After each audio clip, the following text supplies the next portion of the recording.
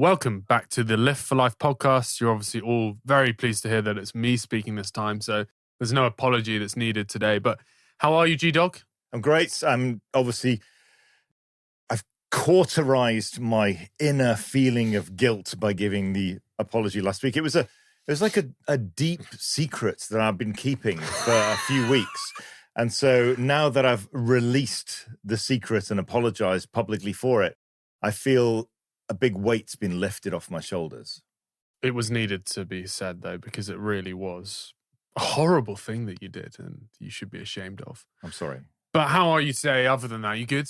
Yeah, I'm great today. I'm great, thanks. I don't care. I'm excited because, January's rolling on, and in my job, I have to build my life around the Asian calendar. And so while many people have Christmas as their big holiday, another big holiday for me is Chinese New Year. And it's later than usual this year. It's around the sort of Valentine's Day time, around the 14th of February. And I'm heading off to Dubai. So it's that idea of winter sun has got me quite excited. We've had a big debate as well, because there was an interesting statement you made about extending summer, which you decided initially that February counted as extending summer. I just went, no, that's just going and getting some winter sun, which I'm glad you've now adapted to. No, I get it. I think the term extending summer is going to become a real Lift for Life community phrase, a bit like everyone going skiing in January. And I think the thing about extending summer, I've been maybe overanalyzing. I don't normally do this, but overanalyzing what I meant by extending summer. And I think it's the idea that obviously everyone goes to the Mediterranean, or most people go to the Mediterranean in summer.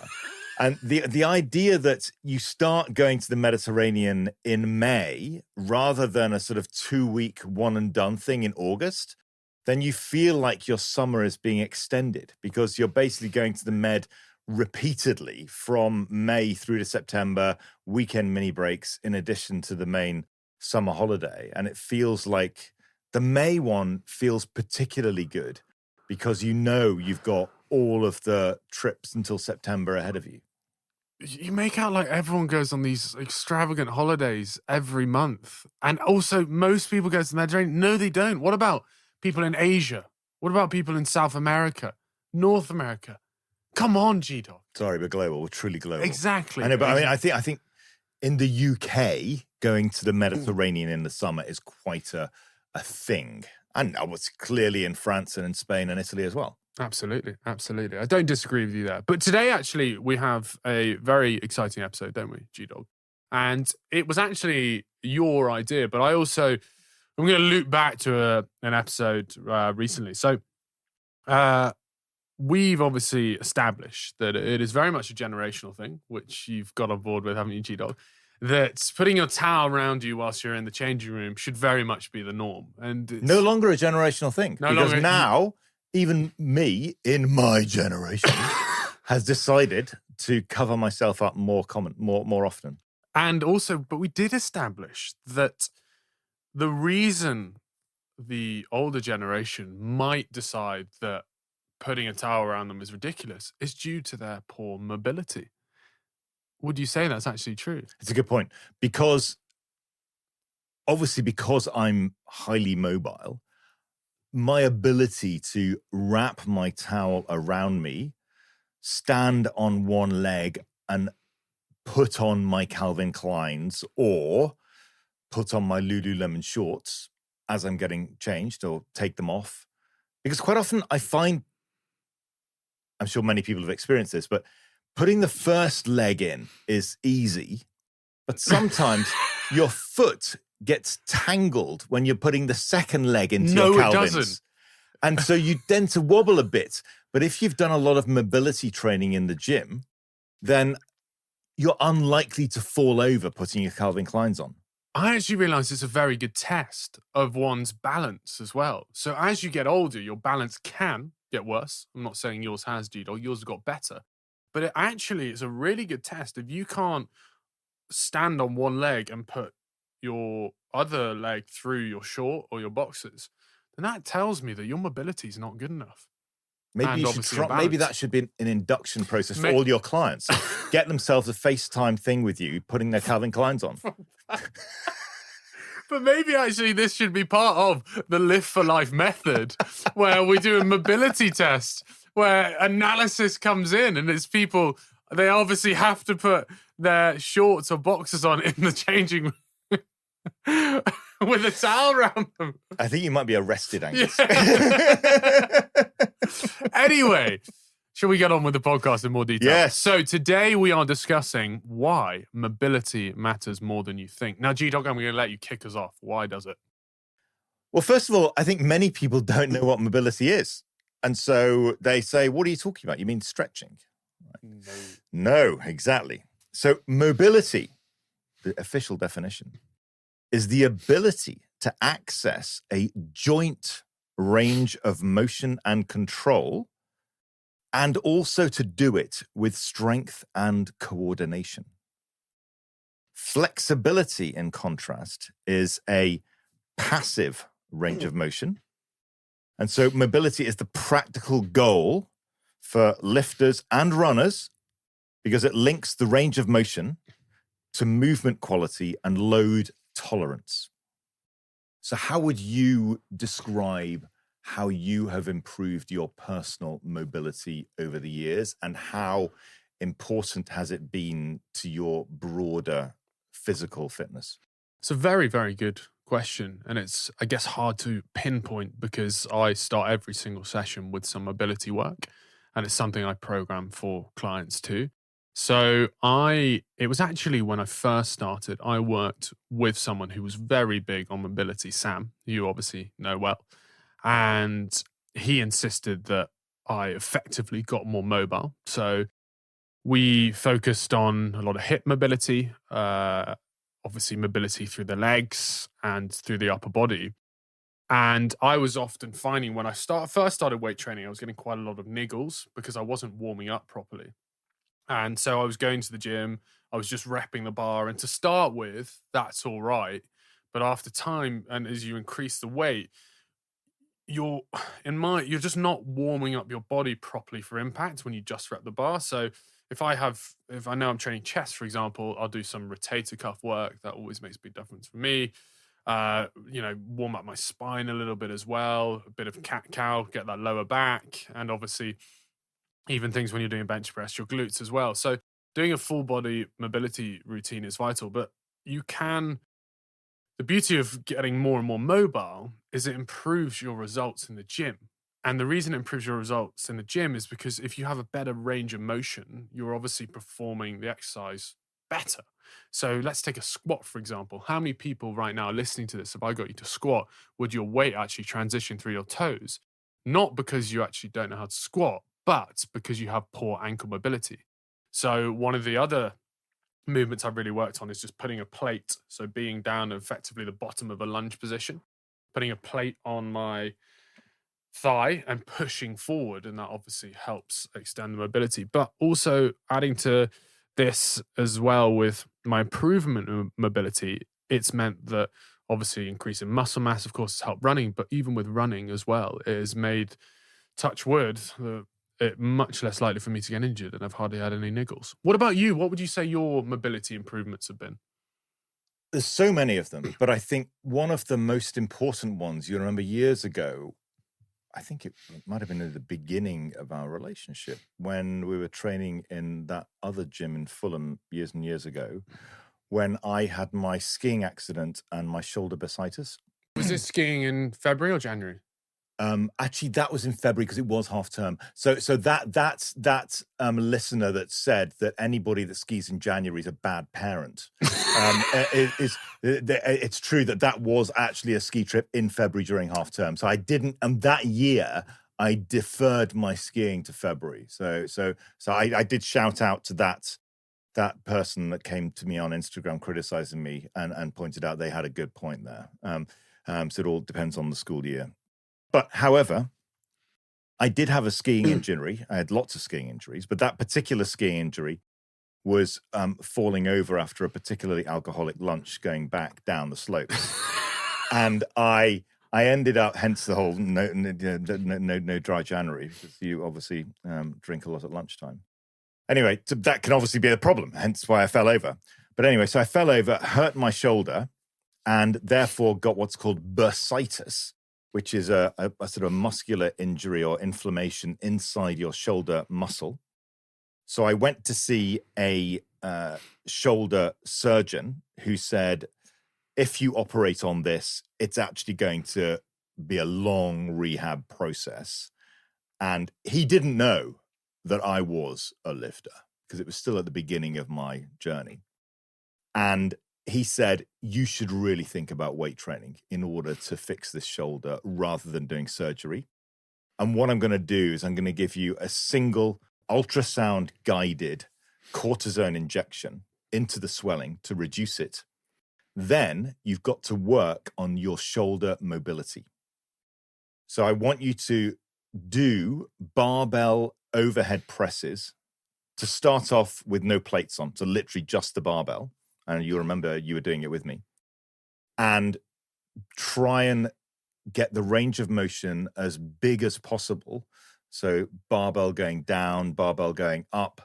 And as you increase the range of motion, you'll increase your ability to load later and then start with maybe, 2.5 kilos each side, 5 kilos each side. And as we know now, I'm doing barbell overhead presses with 60 kilos and I've never had any shoulder surgery.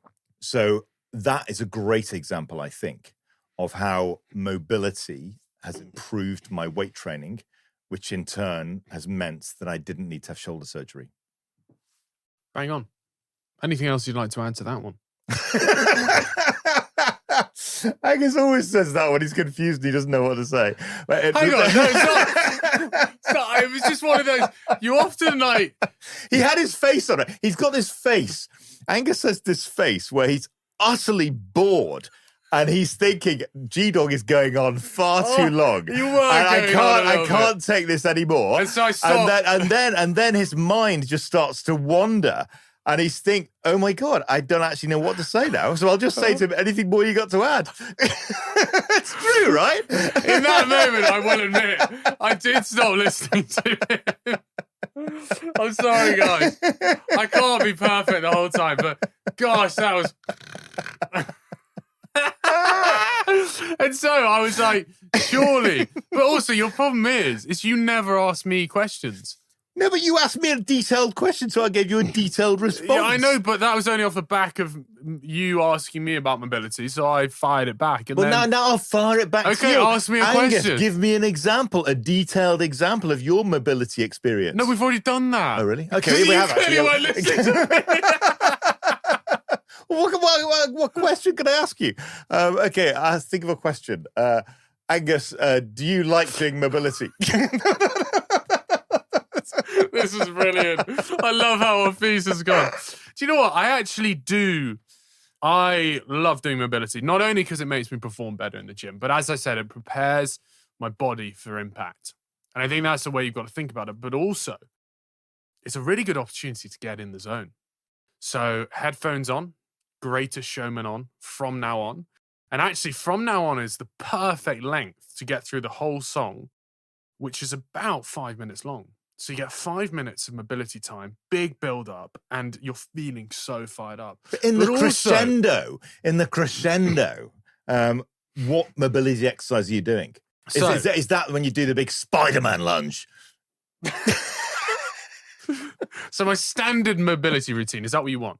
So my standard mobility routine is T-spine rotations. So I usually go hand on the ear, into the elbow, nice rotate up to the sky. Then we've got cat-cow, get that lower back activated. I do like a scapular press up as well. So you're obviously just moving the chest back, but you're keeping the arms nice and straight. Into Spider-Man lunges, into gorilla squats. And then I usually wrap it up, as I said, with some light dumbbells or on the cables, that rotator cuff movement. So that would be mine. And it just gets me ready, fired up for a big, big gym session. I obviously know your mobility routine, so I don't need you to bore us with that as well. So... But there's actually one. So what's the thing again where you got your arms at each side and you're pushing your shoulder down? What's it called? Arms each side. With arms each Your arms at each side, you're on all fours on the floor, and you're pushing your shoulder down up. And Oh, scapular push-up. Scapular push-ups, yeah. So I tried to do an Instagram post about scapular push-ups.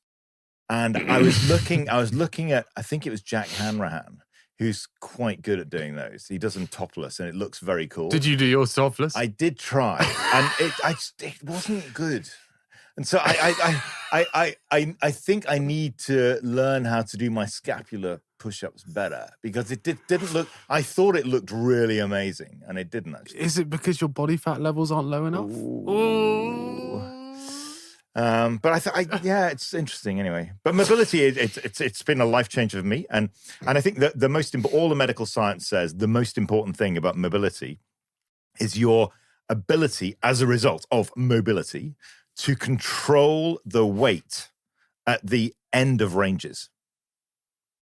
So if you're, for example, doing a dumbbell overhead press and you on an incline bench and you're dropping the dumbbell on each side back a long way, then you obviously have to have a lot of shoulder mobility to be able to get it really, really deep, and then to push it high up as well after that. So the range of motion is dramatically improved by your mobility training. And it's that higher range of motion which can then result your greater hypertrophy, specifically in your pecs. So I think mobility training is very important for pec popping. That's also something I'd like to add. So at the start of each session, I go like this. So I'll fire up the right. You mobilize your pecs. Yeah, so you go right 10 times, left 10 times. See what I'm doing here? But isn't that more resistance than mobility? I'm winding you up. Of course I don't do that. Imagine, that's what you try to do at the corner of the gym in the mirror. It's just, but I do that at night before going to bed. Oh, yeah. In the mirror, I try and pec pop before going to bed. So what was the tactic you were telling me about the coin you put on one pec and then try and pop it over to... I never told you that. But anyway, is there anything else you'd like to add? I have been listening there. I'm just saying, is there anything else you'd like to add? Because I've been inspired by you for my finishing statement. Oh, great. But I think you need to talk about static versus non-static. It's very important, because that's the thing. I remember... when we first met, and I was about to go on a business trip to Geneva. Yes. And I was the first time you explained gorilla squats to me on the shores of Lake Geneva. Yeah. So I went ballistic at G-Dog. Well, you were Graham back then. Yeah. Yeah, you were. And before I became a dog. And I had literally been in a PT session with him. I think we'd done like 2 sessions. And obviously at the start of each session, I was talking you through mobility and said, well, we want to do mobility before the session, static stretching at the end. So we're going through a mobility routine. And I said, when you go out and run, I'd sent him some YouTube videos of Spider-Man lunges, gorilla squats, and it was a couple of other things at the time. All kind of lower body movements for him. And what do I find out? He's static stretch. He's held his foot and done like the stalk stretch. He's put his leg on the wall and stretched his hamstrings and then gone off a run. So I think that was the first time I went ballistic at you. And first of many. Yeah. we have this problem now where G-Dog really Daily Mails what I say to him, don't you? It sounds like I'm sensationalizing, but it's the way deep down I feel. I feel the attack. But what was the initial point that you wanted me to make there? Initial point was about mobility and static stretching versus non-static. When you static stretch, and I obviously touched on this in the last episode, when you static stretch, you're actually shortening the muscle. So if you're shortening the muscle before you exercise, you are naturally actually making yourself more vulnerable to injury. And we want to do the total opposite. So you want to do active stretching, so mobility work, where you're activating the muscles and actually lengthening the muscles. So then when you run, your obviously muscles are already lengthened and warm, so you're less likely to get injured. Think of how many times I've had this, I'm sure you've had this in the past, any runners listening to this, where they've just gone out on a run and not done any warm-up, and suddenly their calf just goes, oh, and there's that little sharp pain. That is likely because you didn't warm up properly and your body just didn't adapt fast enough. Sometimes you might get away with it, but sometimes not. And then at the end of the session, particularly as runners, you want a static stretch. So then doing the things like Graham did before his run, you obviously want to static stretch. So then you're calming the body down, making sure that you then still are able to, simple things like how many men can't squat to the floor, but also touch their toes? If you can't touch your toes, come on. It's embarrassing. I agree. I mean, I've been in a situation like that where I've had friends and colleagues who couldn't touch their toes, and I just ridiculed them so badly. But another thing that's important, I think, is to understand the mobility has to match the training you're about to do. So if you're going to do a leg session, doing your pec pot mobility might not be ideal. Well, there's arguments in both ways where I agree with you completely. So if you are doing, let's say, a heavy leg session, I will do additional leg mobility, definitely. But I also wouldn't neglect doing full body because you are working more parts of your body than you think when doing a barbell back squat. A barbell back squat, yes, in terms of building muscle, you're predominantly going to build it around your legs, your quads, but you can still very much get injured from holding the bar up here, poor shoulder mobility, and it's only going to improve the lift. So you still want to do some upper body mobility. Now, as that well. comes down to, I was in the gym on Saturday. Everyone watching you, barbell back squat. Everybody. And someone came up to me and wanted to borrow the foam thing that goes around the bar. Oh, no. And they said, "Are you using it?" And I'm like, obviously not. How could you possibly think that I could be using the foam around the bar? It was like embarrassing. I was humiliated that he thought it was possible. But this comes down to mobility, right? So explain how actually that it gets using the foam around the bar because you think it's going to protect the back of your neck when you're doing barbell back squats actually is quite dangerous. The next time you're in the gym and you see someone who is got the bar pad on, right? I want you to get that bar pad and kick it. And kick it as far as you can. G-Dog, that requires some coordination. So think about that as well. But I want you to kick it as far as you can and tell them you're going to cause yourself long-term damage and you need to learn to be able to put the bar in the correct position. It might hurt to start with because it's not a normal thing and you're putting load on yourself. So of course it might hurt. But if it hurts too much, it's because it's in the wrong position. And initially, if it does hurt slightly, you will get used to it over time. But if you want to back squat, do not use a bar pad because long term it will injure you as you increase the weight because the bar sits in the wrong position. The bar pad is for hip thrust. Exactly. That's what I was going to say because a lot of people have said to me, clearly the bar pad's meant for this sort of use, otherwise it wouldn't be in the gym. And I said to them, no, it's because that is for hip thrusters. Exactly. So people use the hip thruster bar pad for a barbell back squat and therefore injure themselves. It's so dangerous. But it's just I really want to clear that up. But then finally, we come down to the discussion we're having with our producer, which is the issue of cardio warm-ups versus mobility. So do you want to explain why still so many people we know go into the gym and do a massive cardio warm-up in order to think they're getting their body warm, sweaty in preparation for a weight training session. And that actually is very, very suboptimal, and why? Stop doing high intensity training before you weight train because it fatigues the muscles before you're about to use them. Therefore, you are going to build less muscle because you're not going to be able to perform at your max capacity. That is the simple way of describing it. So if you imagine you go into the gym, you do sprints on the treadmill, you get hot and sweaty, you convince yourself that you're actually able to perform better because you're warm, but you're warming up in the wrong way and you're actually just fatiguing the muscles before you're about to use them. So what you need to do is obviously, as we've spoken about, mobility, so activate the muscles but not fatigue them. So then when you are performing the exercises, you're able to hit higher weights, do a better range of motion, and you'll end up building more muscle and getting more out of your workout. If you do want to do cardio, doing it afterwards is the time to do it when you've already obviously maximized your chances of muscle growth.